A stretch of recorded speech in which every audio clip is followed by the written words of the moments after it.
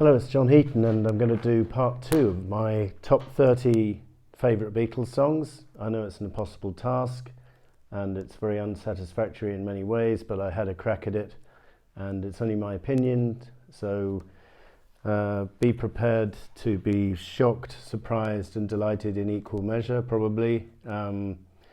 One guy said, "How could you put Ticket to Ride above Taxman?" Come on, John. So you know, I don't think the order counts for too much here. I've just selected 30 of my very favourite Beatles tracks. Really could have gone in any order, I suppose. But as we get towards the top, you'll see some of my all-time favourites. And some of the time I've chosen songs because of the instrumentation or the musicianship, and other times just how much a song moves me, I suppose.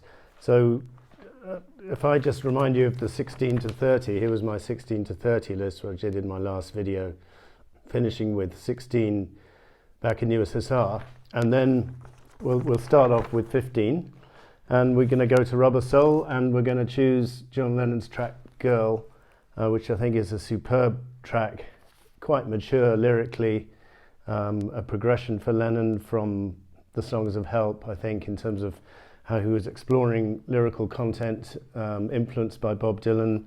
The same can be seen on Norwegian Wood. I think they're both classic songs in my life as well. Could have easily chosen either of those two, but I've gone for Girl just because of the superb harmony vocal between John, Paul and George on the chorus, and the very mature, meaningful words, Say No More. So that was 15. Number 14, we're going to go to the White Album and choose a John Lennon track called Dear Prudence. So when the Beatles were in India, one of the things John Lennon and Paul McCartney did is they learned a kind of finger-picking guitar style with the help of Donovan, and they brought that to fruition on many tracks on the White Album. And I suppose Blackbird, this song, Dear Prudence, and Julia would be 3 examples of that.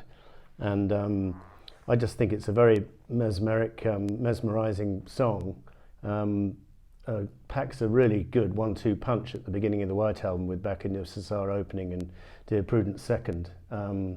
Lovely bass playing from Paul and great drumming from Paul as well, although there's some debate as to whether it's Ringo towards the end with the frenetic drumming which goes on there. And that's number 14. Dear Prudence. Number 13, we're going to stay with the White Album and choose a George track. It's the track, the unheralded, for the most part, track which closes side 3, Long, Long, Long, I've chosen. Very atmospheric ballad. Doesn't get half the praise that some of his other ballads get, like Something. But I think it's very moving, and I don't know if it's written about to a higher power or to his wife Patty, but probably a bit of both maybe. But either way, very, very atmospheric, perfect closer to the side 3 of the White Album, and perfect kind of peaceful song following the Helter Skelter, slightly cacophonous noise of the previous track, Helter Skelter. So number 12, we've got another track from the White Album, and it's Blackbird from Paul McCartney. And this is just another one of those songs where I've heard it so many times over the years, but it's just, I never get bored of it. And it's great guitar playing from Paul, more or less a solo rendition, I think, on this song. Not sure what the others contributed, but take these sunken eyes and learn to see all your life. You were only waiting for this moment to be free, and take these broken wings and learn to fly. Just gorgeous words. And one, they could be generic words about a blackbird, the actual bird, or it could be about a black woman in the midst of the civil rights movement of the 60s. Either way, it's a moving, very uplifting and optimistic song. Number 11, we're going to move to Abbey Road. It's my first selection from Abbey Road on this list, I think, and it's Come Together, the opening track. And yeah, I mean, what a masterpiece, and just a sort of tour de force example of Beatles musicianship, with Paul doing a wonderful bass line, wonderful swampy piano as well. Ringo is on top form on the drums, and George playing very tasteful guitar, and John contributing a very strong lead vocal.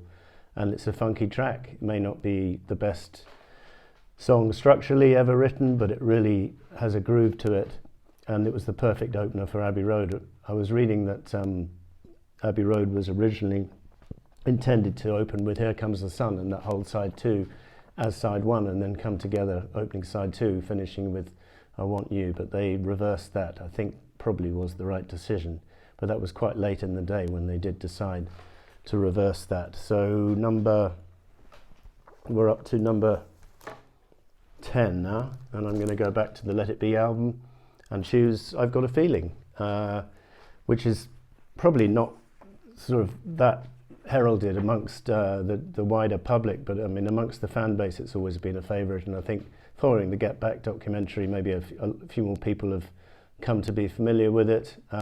Just play this one loud. It's a great opener to side 2 of the Let It Be album, and Phil Spector does a masterful job producing it, and John Lennon contributes obviously the verse that everybody had a hard year towards the end, and then comes back in for the chorus for the last verse, singing jointly with Paul. And I just think it's a really powerful song. I've always loved it to bits. Number 9.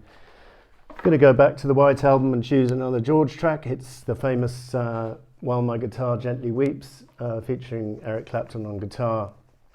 And this is another example of Beatles' sort of ensemble performance, with Paul contributing the very nice piano lick at the beginning, and the chugging bass line apparently is Lennon's, and Paul supplying very nice high harmony vocal on part of the verse and the chorus, and George is singing well, and Eric Clapton contributes masterful lead guitar. It's just one of those tracks which is very close to perfection, if not perfection itself. Number 8, we're going to go back to Let It Be, and this is actually the 5th McCartney track from this album that has made my top 30 list. So it shows how on form McCartney is on the Let It Be album, and I've chosen the title track Let It Be, and I will go for the album version as opposed to the single version, because I think it's pretty much superior to the single version, with George's guitar solo recorded on January the 4th, 1970, as opposed to the one he recorded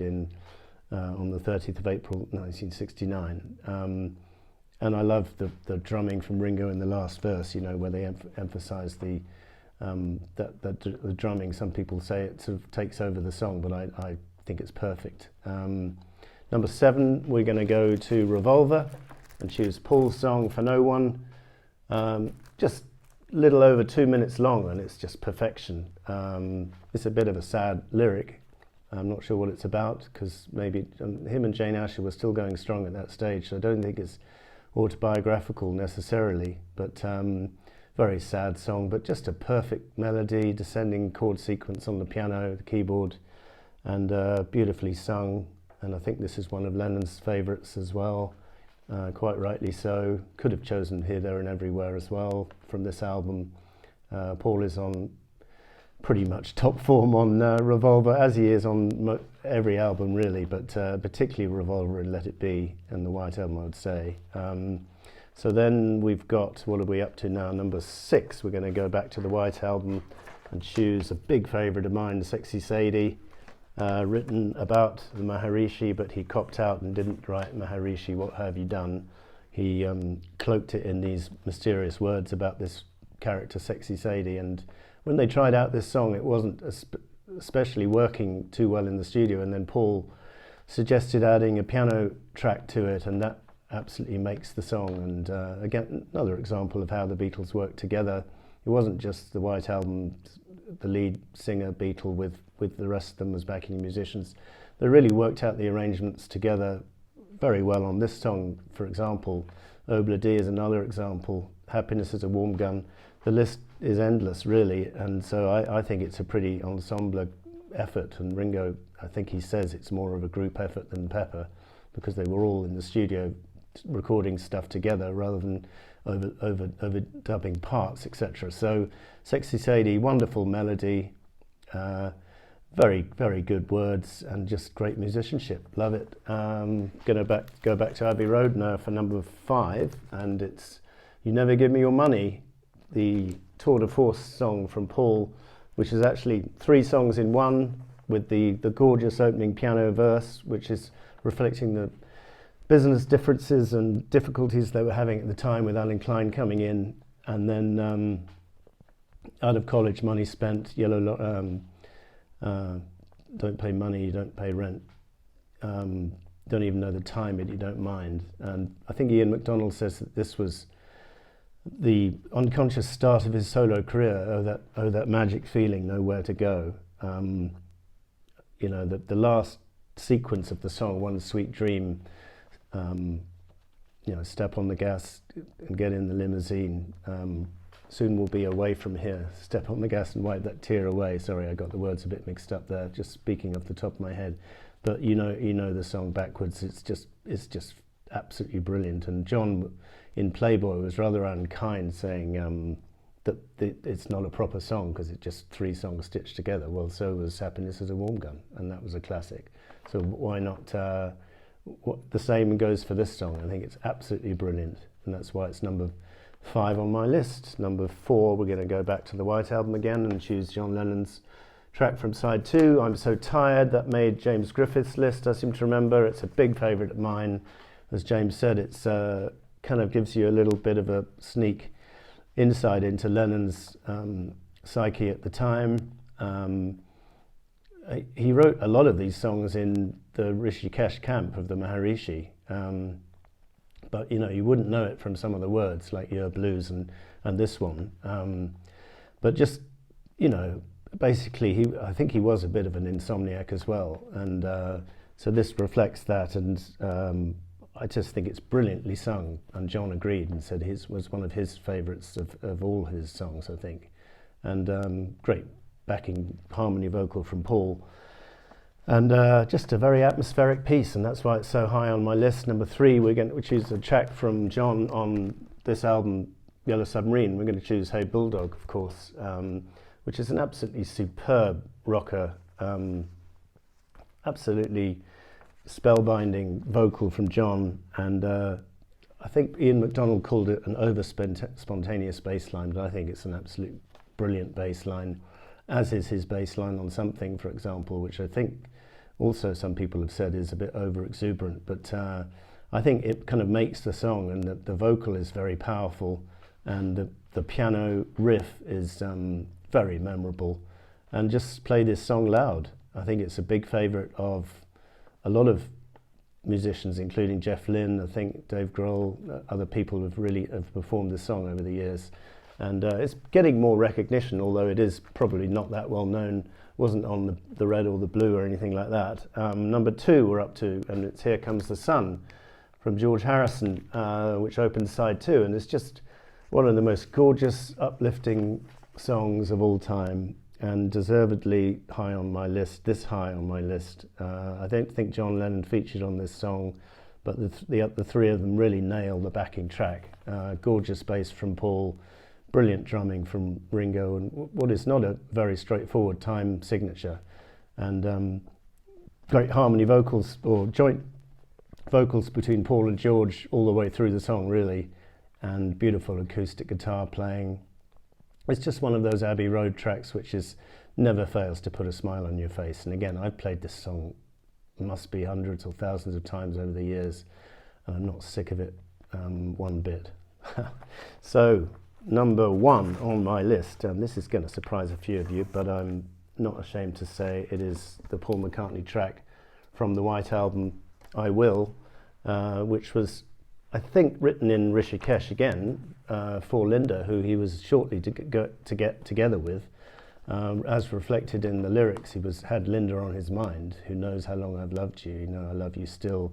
Will I wait a lonely lifetime? If you want me to, I will. As it happened, he didn't have to wait very long, because they did get together pretty soon after this track was laid down, if not at the same time. And just think the words work really well, as they are romantic and they're kind of straightforward, but the rhymes are very clever.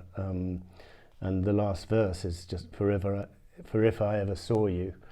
Sorry, the second verse, for if I ever saw you, I didn't catch your name, but it never really mattered.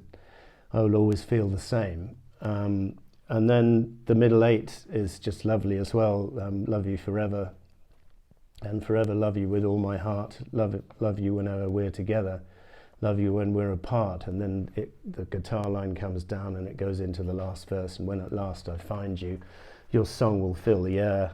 Sing it loud so I can hear you. Make it easy to be near you. For the things you do endear you to me. Oh, you know I will. I just think it's a very short song, but it's pretty much perfection. Ian MacDonald said it anticipated the relaxed sentimentality of his first solo album.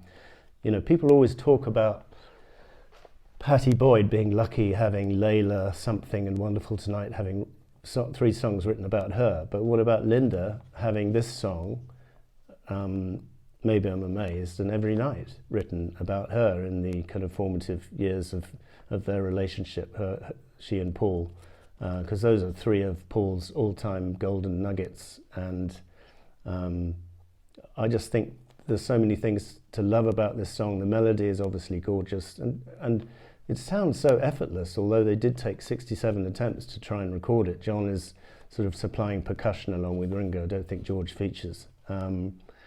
And it's could be taken about Linda McCartney, or it could be a generic song about a kind of a love which is tantalizingly out of reach. So you could read your own meaning into this song, and that's what makes it an absolute favorite of mine. There's an interesting sung bass line on this song, which is very interesting idea. I don't think Paul's attempted it before or since. And if you listen to the mono version, that sung bass line doesn't come in until the start of the second verse, whereas in the stereo version it comes in from the first note. I think he's performed this once in concert 10 or 12 years ago. I seem to remember seeing a video of him doing it. So it's not altogether forgotten, but it's probably not as heralded as a lot of tracks, and it proudly sits at the top of my list today anyway. So this is my top 30, the final list. Thank you for watching. Trust you didn't agree with it. Don't mind that at all. It's only my personal opinion, and it's a very difficult task, as a lot of people have pointed out. But I took a crack at it, and that was my attempt. So thank you for watching. We'll see you next time.